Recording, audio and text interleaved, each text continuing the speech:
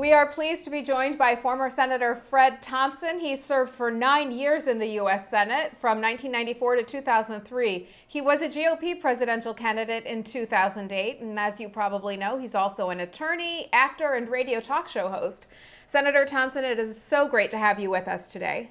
Thank you. Good to be back with you again. Well, Ben Bernanke this morning said that the U.S. is headed for a fiscal crisis unless lawmakers rein in debt, and he pressed Congress to do something about it. Do you have any confidence at all that a lame duck Congress will be able to defuse the budget bomb or avert the tax-mageddon crisis? I think it probably depends on how the elections go in November. If Obama wins the election, and especially if he were to take back the House, I am sure that nothing will be done to avoid the crisis.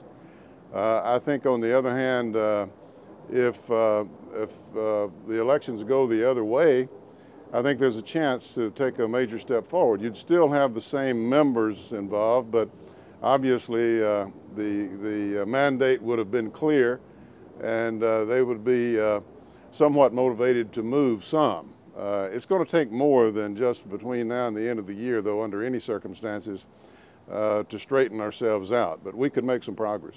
Now, Ben Bernanke also says that the potential expiration of the so-called Bush tax cuts is the single biggest item in the fiscal cliff and would have an adverse effect on spending and growth. The White House says there will be no extension of Bush tax cuts, period. Do you see these cuts getting extended? And to what extent are President Obama's tax and spend policies to blame for the economic crisis we face today? Well, I think that Bernanke is just joining a long list of other people, including prominent Democrats, such as former President Clinton and Larry Summers and others, even though they try to walk back their comments when they accidentally speak the truth. They have all said that tax increases at this time, or the doing away with the Bush tax cuts, so-called, would be the worst thing right now for the economy. And I think we're seeing that play out in Europe, incidentally. I mean, they're cutting back some on their spending over there, but they're increasing taxes along at the same time, and it's not working. So I don't think there's much chance at all, frankly, that those tax cuts are going to be done away with. I think that again, the election results are going to speak very loudly on this issue, and there are too many economists out there, like I say, including Democrats, who point out the obvious truth that the worst thing in the world we could do right now, when we're struggling to stay out of a recession, is to increase taxes. Big news this week, Scott Walker's recall victory in Wisconsin. What was your takeaway from Walker's win, and what are the implications for the political fortunes of Barack Obama and Mitt Romney?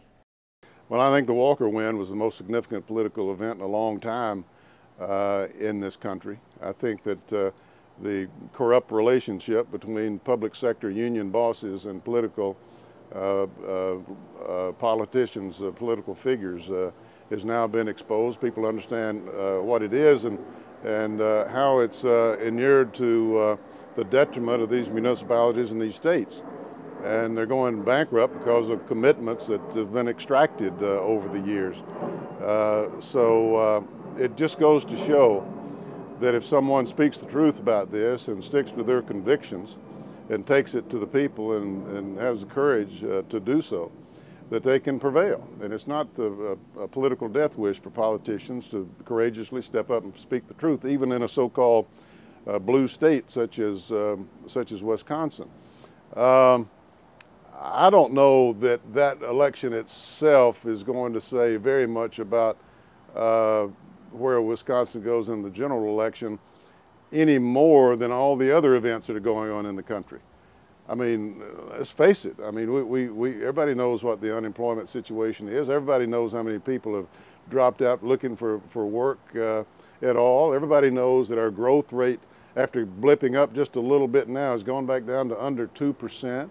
Everybody knows that the recovery, so-called, that we're engaged in now is one of the slowest unrecovering recoveries in the history of our country, certainly since World War II. So those are factors that are baked into the cake in Wisconsin and everywhere else. I think he's going to have a rough time in Wisconsin, but I think Obama is, but I think he's going to have a rough time nationwide in November. Senator, earlier this year you endorsed Speaker Newt Gingrich in the GOP primary. Will you now support a Romney for President campaign? And what's your advice for Mitt Romney? How should he fend off the millions in negative attack ads from the Obama campaign machine? Well, yes, I absolutely support Mitt Romney. I think that this is a watershed election. I think a lot of people realize that this brink that we keep talking about over the years and have been really is here now, and that we have to make some fundamental decisions. We can't continue on the road that we're on, losing credit ratings, spending an additional $5 trillion that we don't have since this president took over. Spending our entire debt in this country now has reached 100% of GDP, and our public debt is going to be 70% at the end of this end of this year, according to the CBO. So we can't sustain that sort of thing. And Obama's response to all that is to get demagogue anybody who tries to make any changes, any differences, any aversion to the cliff that we're about to go over. I think the changes are clear. To me, it's not best about who can push a button and create jobs. Presidents don't create jobs. What they do is have sense enough to get out of the way on some things and promote growth policies on the other things. And that's not complicated. That has to do with taxes and tax rates and regulatory burdens and a sense of certainty in the economy and something people can count on. Even though they don't like all of it, they have some sense of stability there.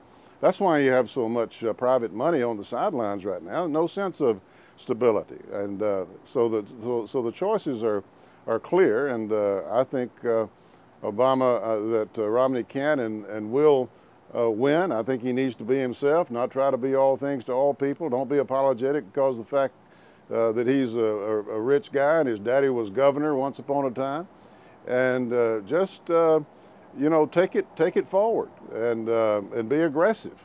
But make sure that you while you talk about your biography and also, I would advise him also to talk about ideas and talk about philosophy of government.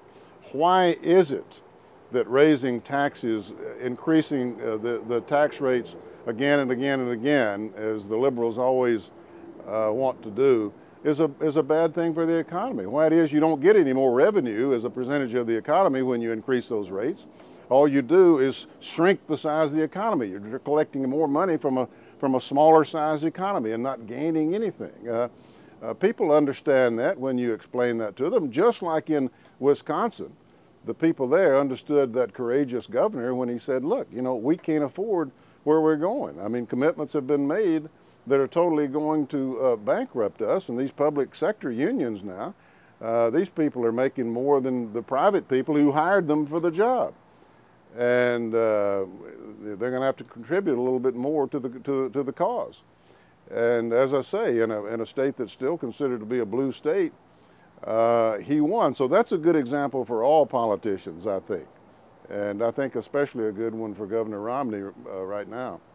Mitt Romney is going through the process of selecting his vice presidential running mate. Who do you think should be on Mitt's ticket? I don't have any recommendations to make about that. I do think that it should be someone who fits the bill for both vice president and president, someone who's capable of being president for sure, but someone who has the temperament to be a good vice president, and that is in large part to be able to follow the agenda of the president, to be in sync with the president, not to go out and have his own agenda and start running for president in 8 years and all that sort of thing.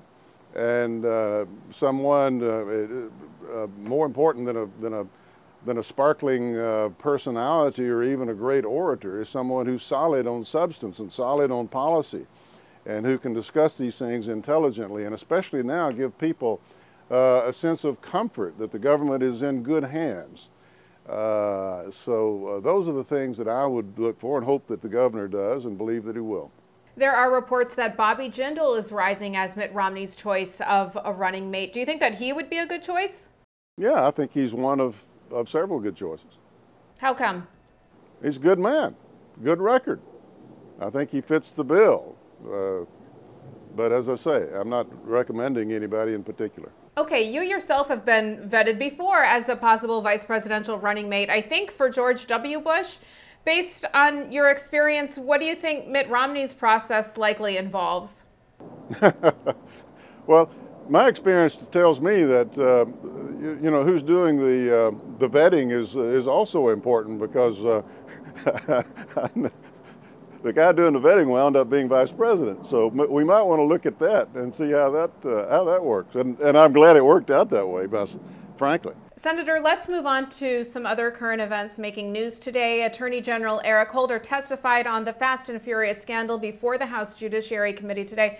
When asked about whether he or anyone else in justice told the White House about gun walking tactics, he repeatedly said he didn't know. Now, you served as a U.S. attorney and were on the Watergate committee that investigated former President Nixon. What is your take on this? Eric Holder is turning out to be one of the most politicized attorney generals that we've ever had in this country. And, you know, it's hard to tell with this Justice Department where ineptness ends and corruption begins. But clearly, they're hot on the trail in Congress now on this Fast and Furious matter. Clearly, the department is trying to cover it up as much as they can. Clearly, they've been disingenuous with the committee. The committee now apparently has its hands on documents that show that high Justice Department officials who said they knew nothing about it actually signed off on these things, and the Attorney General is in a position of saying, well, they don't really read them, they just skim them and scan them, you know, trying to have it both ways of incompetence versus cover-up. I suppose a little of each maybe is better than all of one or the other. It's a pitiful mess for somebody who's been a part of the Justice Department and realizes the importance of it.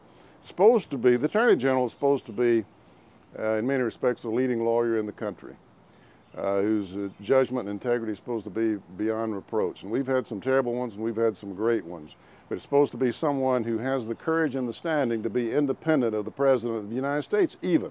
This man does not fit that bill. We should have known back from, you know, his prior tenure in the Mark Rich affair, you know, that